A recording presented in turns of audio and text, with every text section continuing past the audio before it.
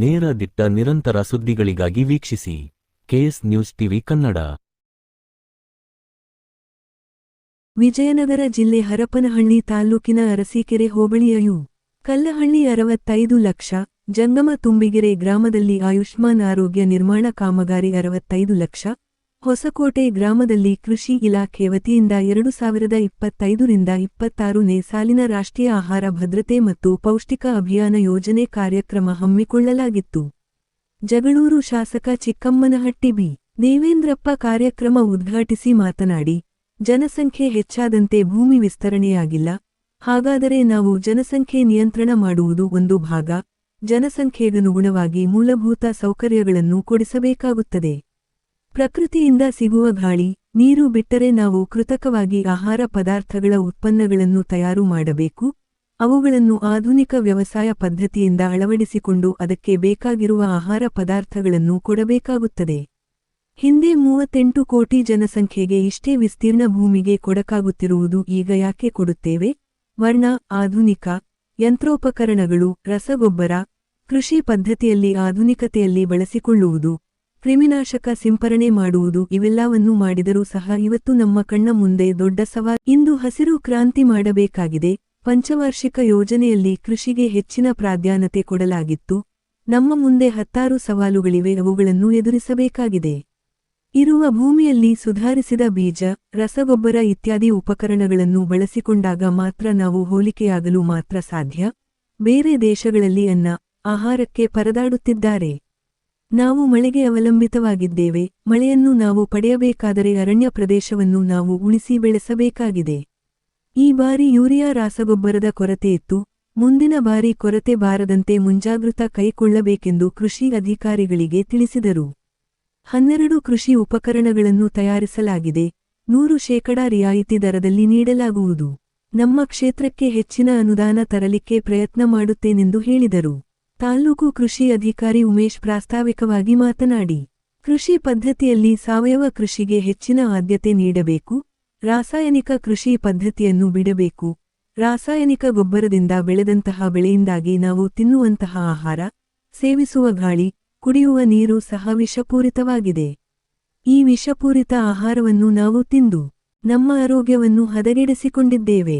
ಕೇಂದ್ರ ಮತ್ತು ರಾಜ್ಯ ಸರ್ಕಾರಗಳು ರಾಷ್ಟ್ರೀಯ ಆಹಾರ ಭದ್ರತೆ ಮತ್ತು ಪೌಷ್ಟಿಕ ಭದ್ರತೆಗಾಗಿ ನಾವು ಉತ್ಪಾದನೆ ಮಾಡುವುದರ ಜೊತೆಗೆ ಉತ್ಪನ್ನಗಳಲ್ಲಿ ಎಲ್ಲಾ ರೀತಿಯಲ್ಲಿ ಪೋಷಕಾಂಶಗಳು ಇರಬೇಕು. ಸರ್ಕಾರ ರಾಷ್ಟ್ರೀಯ ಆಹಾರ ಹಾಗೂ ಪೌಷ್ಟಿಕಾಂಶ ಅಭಿಯಾನ ಕಾರ್ಯಕ್ರಮ ಹಮ್ಮಿಕೊಳ್ಳಲಾಗಿದೆ ಎಂದು ಹೇಳಿದರು. ಉಪ ಕೃಷಿ ನಿರ್ದೇಶಕ ಡಾ. ನಯೀಂ ಪಾಷಾ ಮಾತನಾಡಿ, ರೈತರು ಎಲ್ಲಾ ಗೊಬ್ಬರಗಳನ್ನು ಬಳಕೆ ಮಾಡಿಕೊಂಡು ನಮ್ಮ ಭೂಮಿಯನ್ನು ಉಳಿಸಿ ಫಲವತ್ತತೆಯನ್ನು ಕಾಪಾಡಿಕೊಳ್ಳಬಹುದು. ಕೇವಲ ಯೂರಿಯಾ ಗೊಬ್ಬರಕ್ಕೆ ಮಾರು ಹೋಗದೆ ನ್ಯಾನ್ಯ ಯೂರಿಯಾ, ನ್ಯಾನ್ಯ ಡಿಎಪಿ ಗಿಡಗಳಿಗೆ ಸಿಂಪಡಿಸಿದರೆ 12 ಪೌಷ್ಟಿಕಾಂಶಗಳು ಸಿಗುತ್ತವೆ. ರೈತರಿಗೆ ನಮ್ಮಲ್ಲಿ ಹೊಸ ಆವಿಷ್ಕಾರಗಳು ಬರುತ್ತಿವೆ. ಆಹಾರ ಪದ್ಧತಿ ಮತ್ತು ಪೋಷಕಾಂಶಗಳ ಸಂರಕ್ಷಣೆ ಯೋಜನೆಯಾಗಿದೆ. ನಮ್ಮಲ್ಲಿರುವ ಎಲ್ಲಾ ಪರಿಕರಗಳನ್ನು ನೀಡುತ್ತಿದ್ದೇವೆ. ಮಹಿಳೆಯರಿಗೆ ಆಹಾರ ಪದ್ಧತಿಗಳ ತರಬೇತಿ ನೀಡುತ್ತಿದ್ದೇವೆ ಎಂದು ಹೇಳಿದರು. ಈ ಸಂದರ್ಭದಲ್ಲಿ ಗ್ರಾಮ ಪಂಚಾಯಿತಿ ಅಧ್ಯಕ್ಷೆ ಗೀತಾ ಚಂದ್ರಪ್ಪ, ಉಪಾಧ್ಯಕ್ಷರಾದ ತುಂಬಿಗೆರೆ ರವಣ್ಣ, ಕಲ್ಲಹಳ್ಳಿ ಸಿದ್ದಪ್ಪ, ಬ್ಲಾಕ್ ಕಾಂಗ್ರೆಸ್ ಅಧ್ಯಕ್ಷ ಕಮ್ಮತ್ತಹಳ್ಳಿ ಎಸ್. ಮಂಜುನಾಥ್, ಸಹಾಯಕ ಕೃಷಿ ನಿರ್ದೇಶಕ ವಿ. ಸಿ. ಉಮೇಶ್, ಕೃಷಿ ಅಧಿಕಾರಿ, ಗ್ರಾಮ ಪಂಚಾಯಿತಿ ಸದಸ್ಯರಾದ ಕೆ. ಎನ್. ಸಿದ್ದೇಶ್, ತುಂಬಿಗೆರೆ ಶಿವಣ್ಣ, ರುದ್ರಪ್ಪ, ಪರಶುರಾಮ್, ವಕೀಲ ಪ್ರಕಾಶ್ ಪಾಟೀಲ್, ಹೊಸಕೋಟೆ ಚನ್ನಬಸಪ್ಪ, ಬೂದಿಹಾಳು ಮೂಗಪ್ಪ, ಕೆರೆಗುಡಿಹಳ್ಳಿ ಹಾಲೇಶ್, ಅರಸೀಕೆರೆ ಪೂಜಾರ್ ಮರಿಯಪ್ಪ, ಶೆಟ್ಟಿನಾಯ್ಕ್, ಯರಬಳ್ಳಿ ವಿಜಯಕುಮಾರ್, ಶಡ್ಡರ ಆನಂದಪ್ಪ, ಚನ್ನಾಪುರದ ಹನುಮಂತಪ್ಪ, ಡಾ. ಬಸವರಾಜ್, ಪಲ್ಲಾಗಟ್ಟಿ ಶೇಖರಪ್ಪ, ಕಲ್ಲಹಳ್ಳಿ ವೆಂಕಟೇಶ್, ಆಶಾ ಕಾರ್ಯಕರ್ತೆಯರು, ಸುತ್ತಮುತ್ತಲ ಹಳ್ಳಿಯ ರೈತರು ಹಾಗೂ ಮುಖಂಡರು ಹಾಜರಿದ್ದರು. ವರದಿ Mahesh, Arasikere, KS news TV Kannada. ಇದು ಹಸಿರೆಲೆ ಗೊಬ್ಬರ ಇರ್ಬೋದು, ಬಯೋ ಫರ್ಟಿಲೈಸರ್ಸ್ ಇರ್ಬೋದು, ಎಲ್ಲಾ ರೀತಿಯ ಗೊಬ್ಬರಗಳನ್ನ ರೈತರು ಅರ್ಥ ಮಾಡಿಕೊಂಡು ಬಳಕೆ ಮಾಡಿದ್ರೆ ಮಾತ್ರ ನಮ್ಮ ಭೂಮಿಯನ್ನ ಉಳಿಸಬಹುದು, ಭೂಮಿಯ ಆರೋಗ್ಯವನ್ನ ಉಳಿಸಬಹುದು, ಭೂಮಿಯ ಒಂದು ಫಲವತ್ತತೆಯನ್ನ ಹೆಚ್ಚು ಮಾಡಬಹುದು.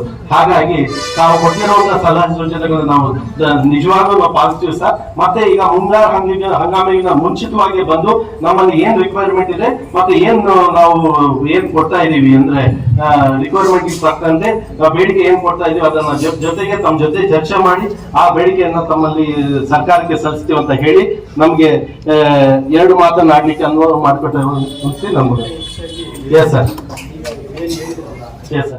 ಯೋಜನೆಗಳು PMFME ಹೆಣ್ಮಕ್ಳು ನಮ್ಮ ರೈತ ಮಹಿಳೆಯರಿಗೆ ಪ್ರಧಾನಮಂತ್ರಿ ಮಾರ್ಗನಿರ್ದೇಶನ ಮೈಕ್ರೋ ಗ್ರೂಪ್ ಎಂಟರ್ಪ್ರೈಸಸ್ ಬಗ್ಗೆ ಮಾಹಿತಿ ಕೊಟ್ಟಿದ್ದೀವಿ, ಮತ್ತೆ NFSM ಬಗ್ಗೆ ಮಾಹಿತಿ ಕೊಟ್ಟಿದ್ದೀವಿ, ಮತ್ತೆ ರೈತ ಸಮೃದ್ಧಿ ಯೋಜನೆ ಬಗ್ಗೆ ಮಾಹಿತಿ ಕೊಟ್ಟಿದ್ದೀವಿ. ಮತ್ತೆ ಅವರು ಕೆಲವು ತರಬೇತಿಗಳು ಕೇಳಿದ್ದಾರೆ ಸರ್, ಏನೇನು ತರಬೇತಿ ಬೇಕು ಅನ್ನೋದು ಹೆಣ್ಮಕ್ಳು ಹೇಳಿದ್ರು. ಈಗ PMFE ಅಂದ್ರೆ ಪ್ರಧಾನಮಂತ್ರಿಗಳ ಒಂದು ಯೋಜನೆ ಆಗಿದ್ದು ರಾಜ್ಯ ಮತ್ತು ಕೇಂದ್ರ ಸರ್ಕಾರಗಳು ಒಗ್ಗೂಡಿಸಿಕೊಂಡು ಕೊಡ್ತಾ ಇದೆ ಸರ್. ಯೋಜನೆಯಲ್ಲಿ ಗರಿಷ್ಠ 15 ಲಕ್ಷ ಅಷ್ಟು ಸಬ್ಸಿಡಿ ಕೊಡ್ತೀವಿ ಇದರಲ್ಲಿ.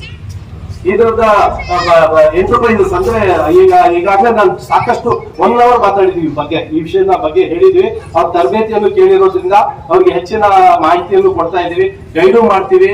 ನಮ್ಗೆ ಈ ಭಾಗದಲ್ಲಿ ಒಳ್ಳೆಯ ಶಾಸಕರು ಇದ್ದಾರೆ, ರೈತರ ಬಗ್ಗೆ ಒಳ್ಳೆ ಕಾಳಜಿ ಇದೆ ಅವ್ರಿಗೆ. ನಿಜವಾಗ್ಲೂ ಈ ಭಾಗದ ರೈತರು ತುಂಬಾ ಧನ್ಯರು. ಇವರನ್ನ ಸಾಹೇಬರ ಸೇವೆಯನ್ನ ಅವರ ಒಂದು ಮಾರ್ಗದರ್ಶನದಲ್ಲಿ ಒಂದು ಅತಿ ಹಿಂದುಳಿದ ತಾಲೂಕು ಮುಂದುವರೆದ ತಾಲೂಕಾಗ್ಲಿ ನಮ್ಮಿಂದ ಏನು ಅಳಿಲು ಸೇವೆ ಆಗುತ್ತೋ ಅದನ್ನ ನಾವು ಮಾಡಿರ್ತೀವಿ ಅಂತ ಹೇಳಿ ನಾನು ಮಾತನ್ನು ಮುಗಿಸ್ತೀನಿ. ನಮಸ್ಕಾರ.